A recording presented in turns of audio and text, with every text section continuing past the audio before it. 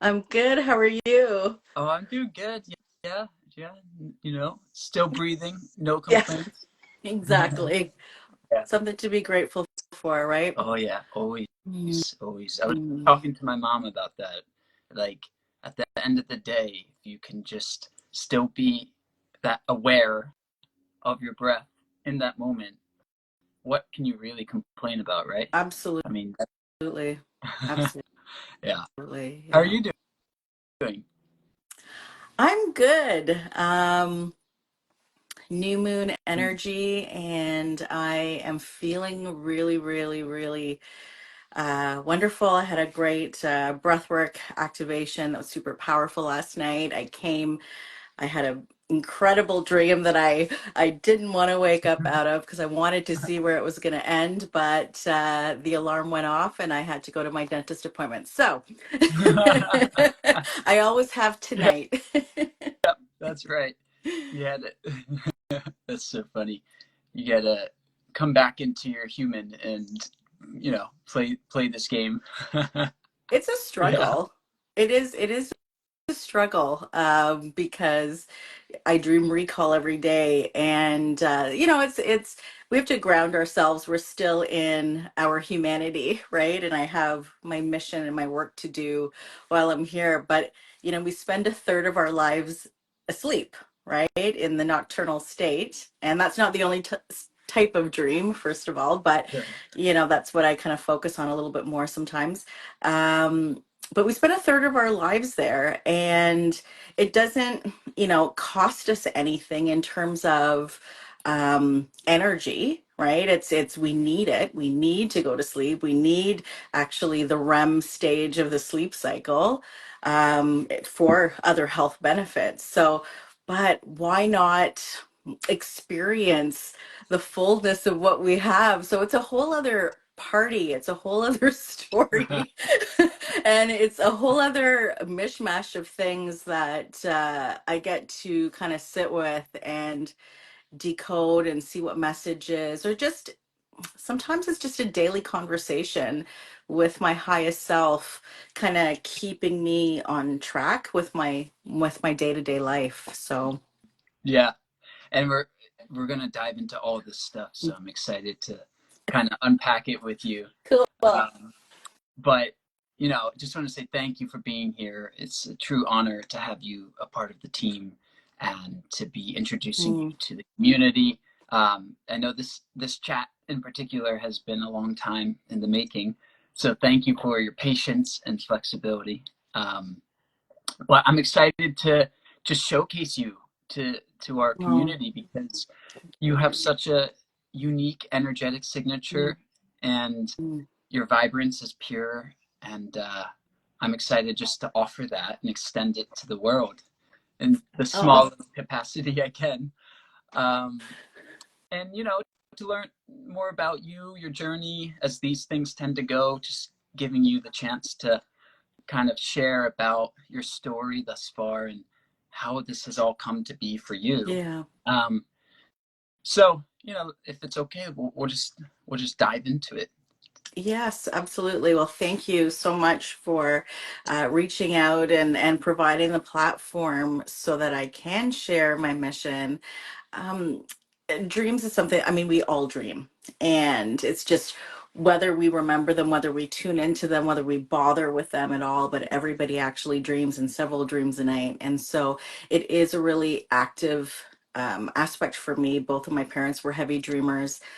We it was very normal for us to wake up and slumber in the day and share what we dreamed last night. So, oh, I had this dream, and then we'd kind of unpack it with each other, and it wasn't intentional, it just happened. And so I grew up in a household that really just by default looked at dreams as messages and visitations versus just randomness. And so for me, I just kind of grew up with it being, I thought that's what we all do. And so throughout my own spiritual journey and understanding myself, it was something that really lit up and really amplified for me in as a tool for me to go inward and unpack myself, really, right? And through that, and so I was having, even more profound dreams. I still remember, my father actually introduced me to the concept of out of body experiences when I was 11 years old.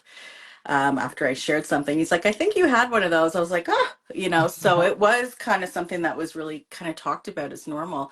But when I went through my own, flash moment of conscious awareness and awakening, it was a big tool for me to really dive into, myself, my shadows, and communicate and reach for something higher in my darker moments. And it became a very, very powerful tool. So in 2003, so this is really early, I really dove into understanding. I was in Dream Educator just naturally, right? Because I already gravitated towards it. And then throughout life, I just became the dream interpreter for my friends and colleagues, because I'd roll into work and I'd be like, oh, guys, I had this dream last night.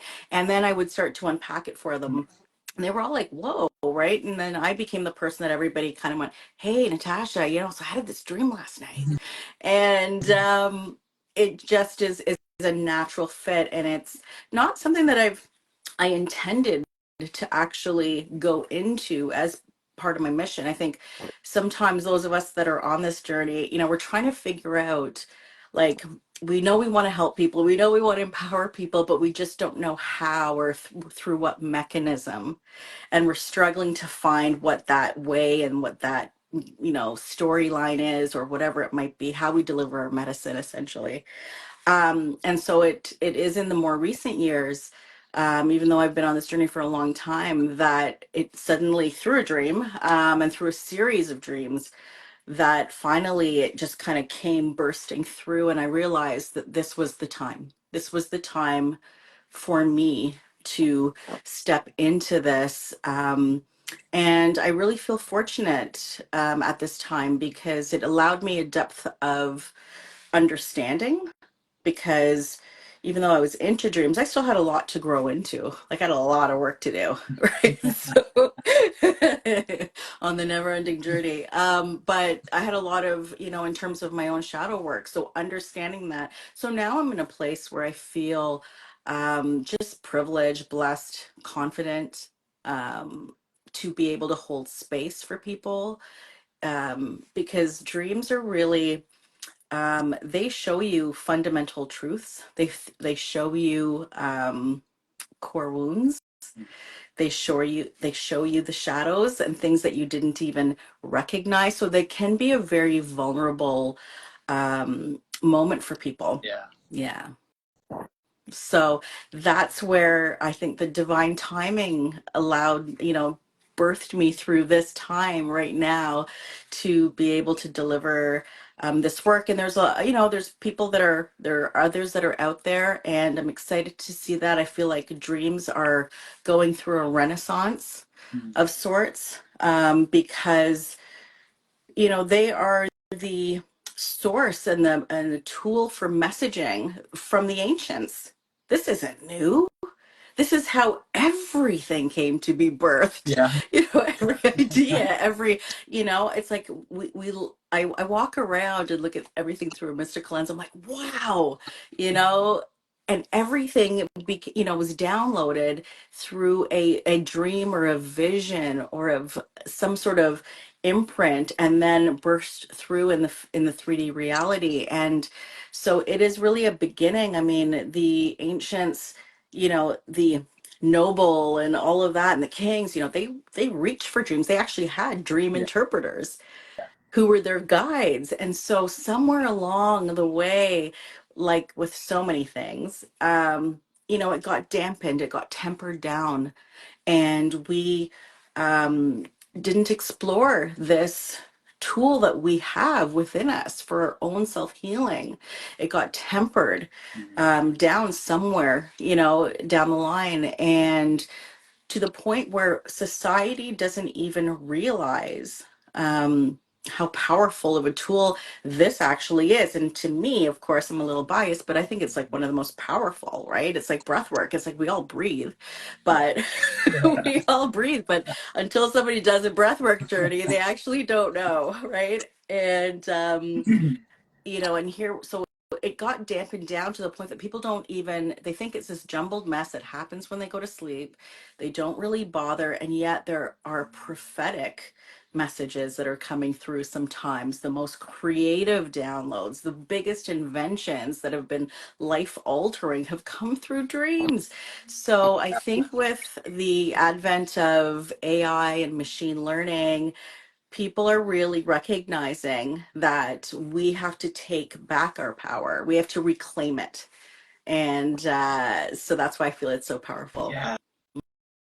Wow. Mm. So well said, Natasha. I just wanted to let you go there because you're the expert in this modality, and I just remember being so touched by your really pure insight when it comes to dreams and using them as portals to connect with our transcendent selves Yeah. and intentionally harnessing the power that's embedded in dreams as to how we can then impact our 3D lives here to live more in alignment, more, fundamentally true to who we actually are. Yep.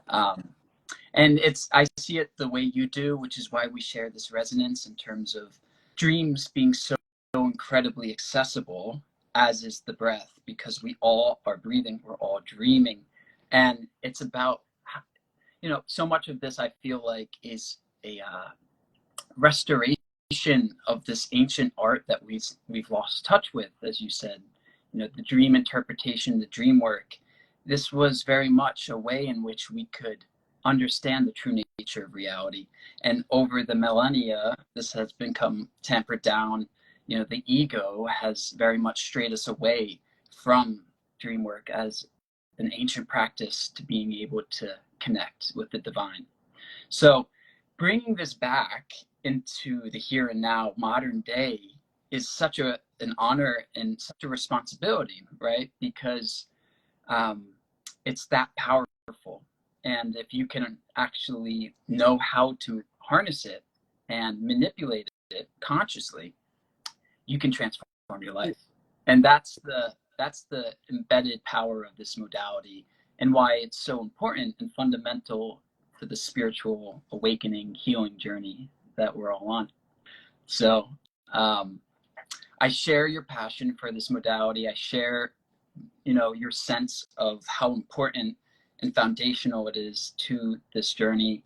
And that's why I'm just excited to have you a part of this and on our team and contributing your unique energetic signature in this modality too, because every provider is different, every session is different, every way in which you facilitate a healing modality is different.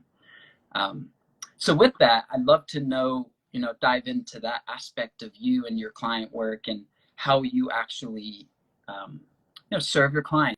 Can you kind of take us through what a typical client session would look like in context of dream work, dream interpretation, and Absolutely. anything and everything you want to share about it? Yeah. So there are many branches to it. And even myself within this, I'm still unfolding because there's so much. I mean, I also, I'm into astral travel. So there's so many aspects because I play in this world, right? And so in terms of dream interpretation and dream work, those are really two separate things.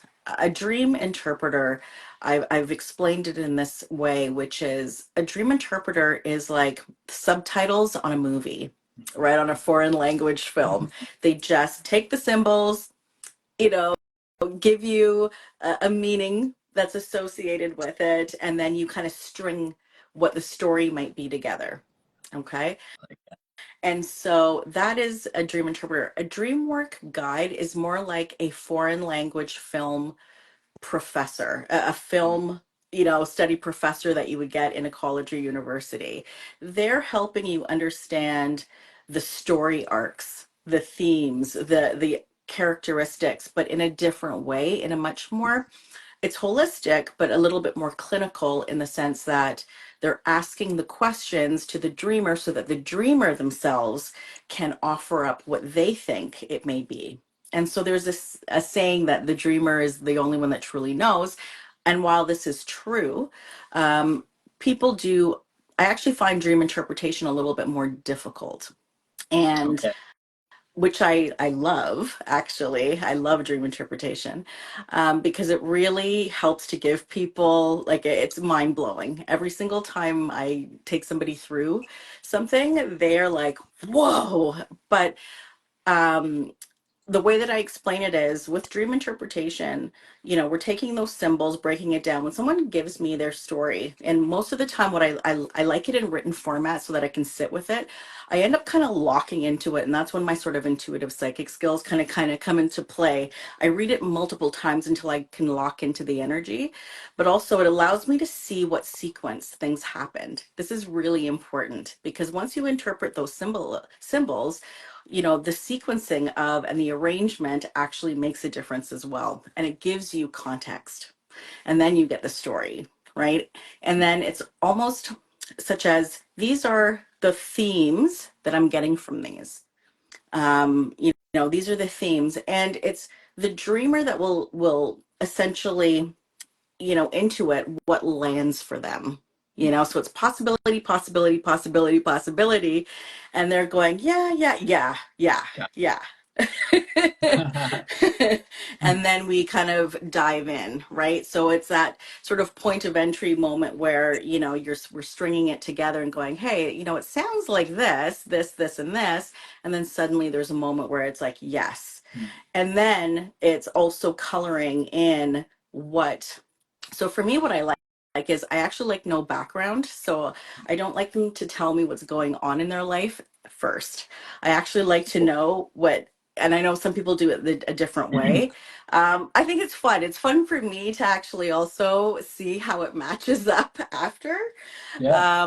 But it allows me to just use an unbiased level of intuition on my behalf first. And then it's like, okay, now let's talk about what is actually happening. And then we start to relate and go deeper and deeper and deeper. And so that's really cool. It's been profound. Um, and I've spoken to people from different, whether it's how it relates to a relationship or, someone who, had a tragic passing of a loved one, right? And how that has, it was a healing dream. There was a healing messages in that for this person. And so it's been really profound for me and enlightening. But what I really love seeing is the illumination on the dreamers behalf. It was like feeling seen, feeling really like you have a divine connection.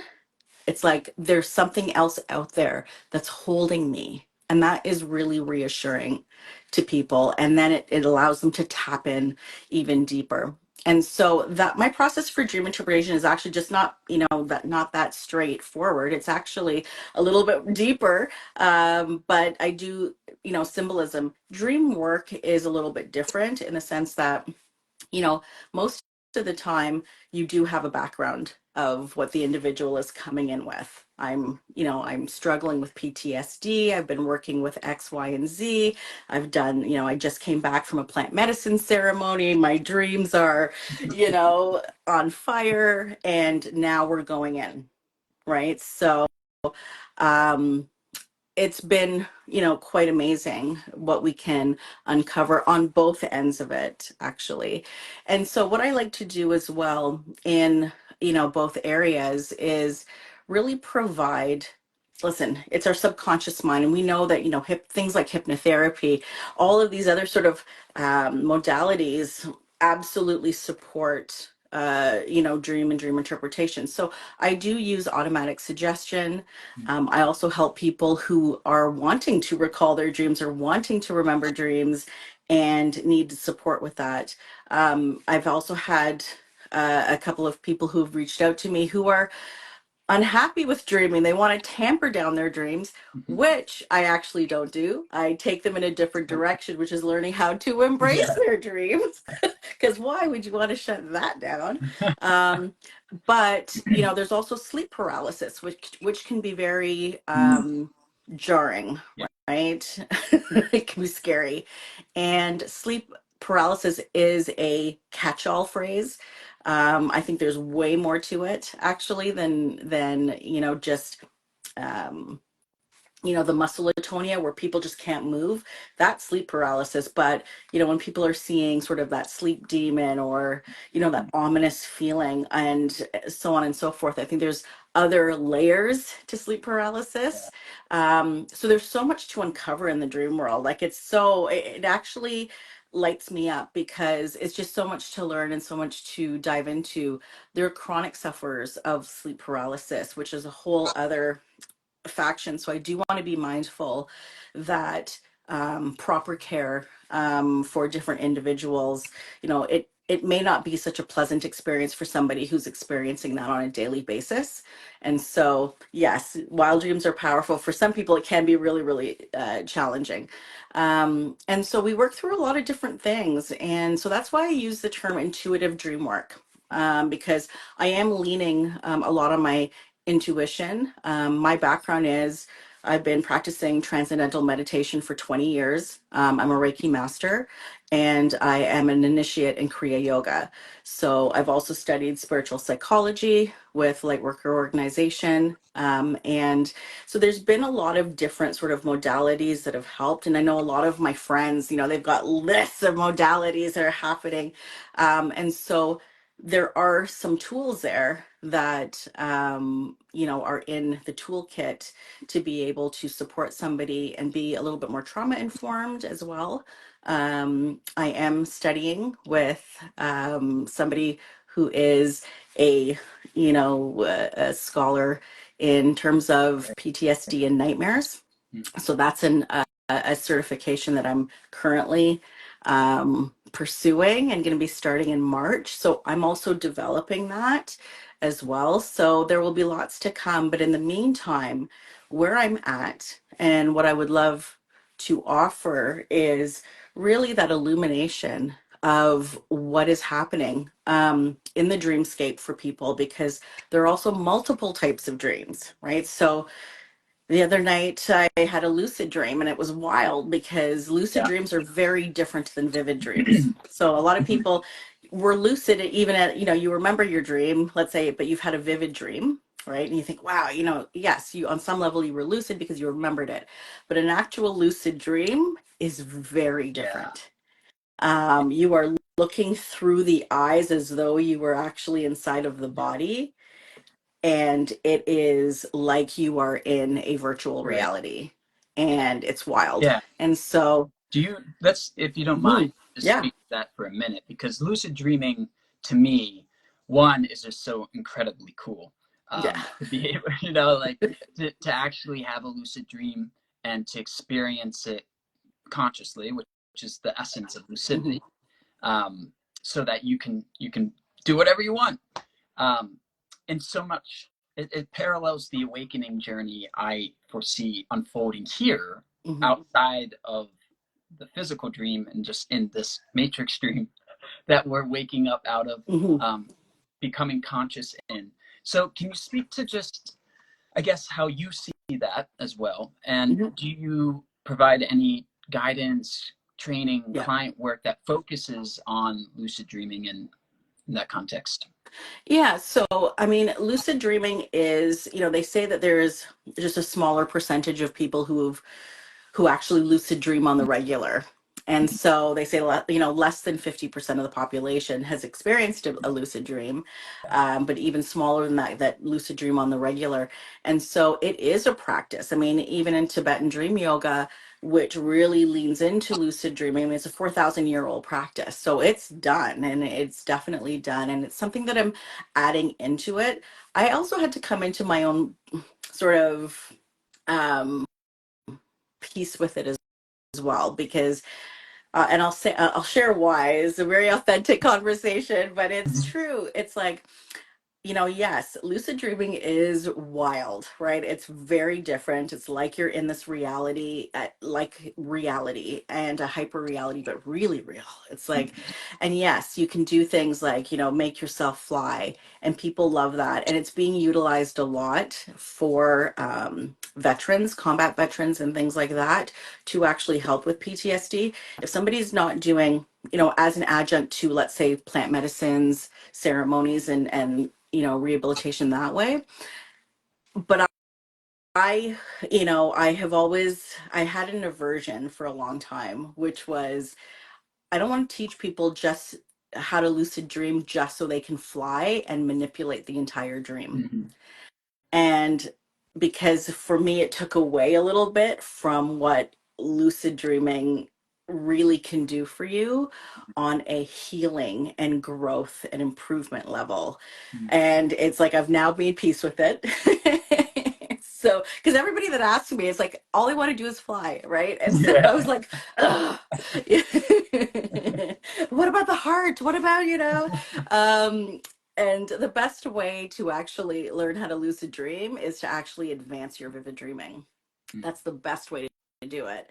Or else you're just going to randomly get a lucid dream here and there at 5 or 6 in the morning if you, that type of thing. Other than that, you can actually lucid dream, number one, at any time. So even taking a 2 hour nap, it could actually happen. You can Mhm. induce it. I've had astral travels and lucid dreams happen that way. I've taken a sleep paralysis, flip it into an OB, out of body experience or astral. So you can absolutely manipulate things. I manipulate them though for my highest good. And I think that's really where I had to come to grips with the intentionality. It's like, what am I teaching? So the other night when I had a lucid dream, I'm driving in a car and I'm driving down a narrow street. And there was one point where I thought, oh, it'd be really cool to try to make this fly, but I didn't, because really I wanted to see where I was going to go. Where was this dream leading me? So oftentimes you don't actually really, you can create the scene with which you are in, but most of that happens not when you actually want it to Yep. happen. Yep. So it'll eventually come if you have been prompting. So right now what I've been doing is I've been visualizing. I saw this video of a lion cub, coming up towards his dad who's sleeping, pretending and training for his stalking skills, right? It's this really cute video that I saw, but I thought, wow, I would love to be that cub and create a lucid dream out of that. So I have been visualizing myself as the cub and looking at it from that optical lens. So I've been prompting myself. I don't know when that dream's going to come through, but it's going to come through. But I had a different Mhm. dream that was really, really cool. So it's also a sense of detachment, Mhm. as well, right? Because you'll be suddenly placed into a circumstance and you're like, wow, this is cool. Okay. But on some level, I still feel that that's a message. Where you are or where you're dropped into in that lucid dream is setting the stage. Also, me driving, I was coming from a castle. I suddenly, get into a car and then I realized I was lucid and I said to myself, I'm like, oh my God, am I dreaming? No, yeah, I am. And I was like, okay. So I hop in the car and then I'm driving and then I'm like, no, I can't go down this drive. I've got to go this way. So I turn and I'm driving down this narrow street, older houses, and I'm going through a cross section and then I stop because I've got to let an elderly couple walk through. I still, and then it didn't go much further than that. But I woke up and I still interpreted that dream. It was still me navigating my life. It was old houses, right? So an older representation or older sort of neighborhood or what has been familiar, or it's something from the past, and then seeing the elderly couple and stopping. Elderly people often can represent wisdom, and things like that, and or respect or tradition. But it's me driving the car and going, you know what, I need to stop for a second and take my time. And so for me, I actually took that and related it to where I'm at and what I'm going through personally in my life at the moment. So I call it lucid observation, actually, Got and it. where you can actually follow the dream. Ah, Because even if you're not controlling the dream, if you did nothing, would the dream stop? No, it would still keep going. interesting. Okay. Yeah, that makes a lot of sense to me. And I can see how kind of positioning yourself as the lucid observer rather than someone just, using this experience to fly or just do cool things, you can see how that is really facilitating the healing journey Yeah, because it's allowing you to witness what it is that you're carrying, perhaps that needs the loving awareness, right? That you can exactly. bring. Ah, Yes. okay. And Yeah. so that was a dialogue that I had to have with myself a little bit when it came to lucid dreaming, because lucid dreaming is super popular right now. And yes, while I have been the bird, soaring over and over a stream and a beautiful cliff and things like that, and that has happened. Um, it's not something that I practice as just to do tricks. No. Yeah. Yeah. Yeah. Mhm. Cool. Well, look, Mhm. this is why it's awesome to have you here and to speak to this and to share your insight because I've never seen lucid dreaming from that angle, in terms of how you can align it to facilitate healing and to really be a part of this collective healing effort, right? That we're all on, Yeah. part of the journey. So that's amazing. Yeah. And I feel like maybe we can like coordinate a workshop or something together on lucid dreaming, positioning it in context of healing, how you can use lucid dreaming or lucid observation as a submodality within the larger Dreamwork space to actually facilitate this. Because to your point, so much of the world today is looking at lucid dreaming purely for its benefit, like it's fun, right? And Hmm. like how you can and so few people I know actually are able to lucid dream. So there's definitely a big Yeah, and I would love to yeah create a workshop that is specific for a signature workshop that is specific for Awakenpedia as well and for our members yeah on yeah this. So absolutely. cool. Yeah. All right, well, before I get too carried away, I want to make sure that I get a sense of just how you package your solutions Hmm. today. Is it Yeah. one to one? Do you group stuff? I Like will be how does doing that look? some group work. I just time wise, that'll be in the latter half of the Okay. year. And so right now it's one to one, but I will be doing some group work. In terms of and formulating that, but right now it is one to one. I do have, um, and what I'm offering to the Awakenpedia, membership group is, you know what, let's do a complimentary dream, interpretation. I'm happy to do it. Reach out because they're fun for me, and I'd love to illuminate that for any member of Awakenpedia. That's my offering. Absolutely, because my mission is really to illuminate the minds and open this up.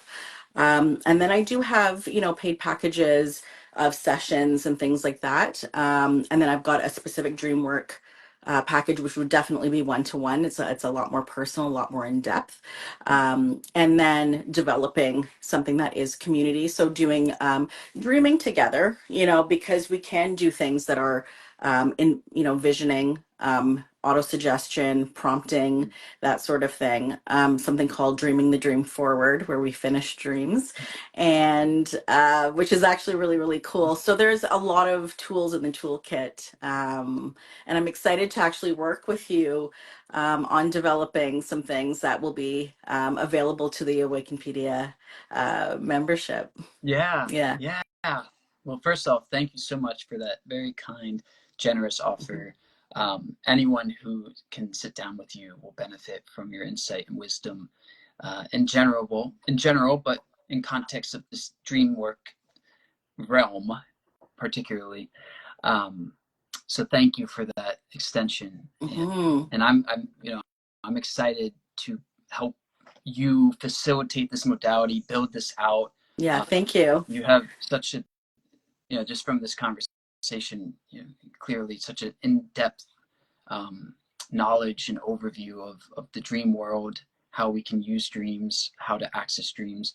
So, and I feel like in many ways, this is just the beginning in terms of the world's return to valuing dreams and seeing them for the offer and promise that they give us in terms of being able to understand who we truly are and Absolutely. what life really is, the true nature of reality. Um, yeah. And I don't know if I ever shared this with you, Natasha, but for me, this entire journey really started with a dream. Okay. Um, yeah. And I'm not going to go into it I'm in not detail. surprised. Yeah. But yeah, no, I'd definitely be interested in hearing that. Yeah. You should Um, share that I story. I will another time Yeah. in detail. But the essence of it is that I experienced my own death Mm, in the dream, and it was the summer of 2020, and I really parallel that and tie it to what I call, my fundamental ego death, which was the collapsing of my mind-made self, and this all happened within my dream. It was like very much like that inception moment from that movie where the land is coming up over you and it's a tsunami of land, and I felt my death coming, impending. It was imminent, and I just surrendered and accepted it. And then I came back in the dream into another state where I was living back in normal reality, so it seemed, from beyond the mm, mind without mental mm. interference. So I was seeing the world the way it was, which was essentially is the enlightened state of vision and being. And from that moment on, I just, kind of catapulted me into this incredible journey. So I'll never forget the dream. I'll never forget Yeah, its significance to everything, and therefore I see intimately through my own direct experience the value of the work you're doing here and the offering and why it's so important to the healing and awakening journey. And we need to further educate everyone on dreams and being able to use dreams to serve them. So yeah. absolutely. And that's so I love hearing that because those are one of those epic dreams where you wake up and you're like, Yeah. right? And it's like there's a profound moment. And so people don't need to remember every single dream. I mean, I've recorded over 1,000 of my own at this point, but I mean, people don't really need to do that. But what I say is when you've got those kinds of dreams, don't let it pass you by. And because there's something very profound there. And then once you become tuned into how powerful these are, then the possibilities for creativity. I work in a creative field. I'm in marketing, so for me, I'm doing multiple things for a couple of individuals. So I'm constantly having to create stuff, and so I really tap into, if I don't have an idea of what I need to do, I go into meditation. You know, that's what Yeah. I do. Right? It's like how do I brainstorm? I think I'll put on some binaural beats and just peace out for a bit. That's what I do. Or I go out to the forest, right? Like that's what I do. Yeah. And you allow the vision to come through Yeah. because we have that beautiful access. And so I'm excited about this partnership because I'm unfolding to bring this out as well. And so having um, you as the partner in the program that you've have in place actually for your partners, what you've got coming through is actually quite incredible and beneficial to me as somebody who is unfolding in this path as well. So thank you for Thank you. that. Thank you. Hmm. Yeah. Steve, thank you.